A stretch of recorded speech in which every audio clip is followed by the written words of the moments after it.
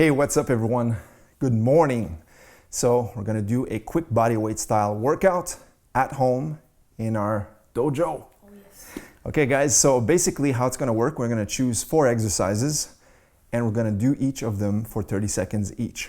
And we're gonna go back to back 4 times for a total of 2 minutes. Then we're gonna take a small break and restart the whole cycle 3 more times for a total of 4 sets.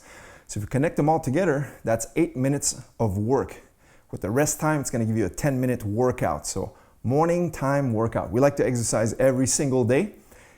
In the afternoons and the evenings, we also do more intense sessions. But this one is a good wake up, good start your day type of workout. 10 minutes only, body weight, anywhere you want in your house.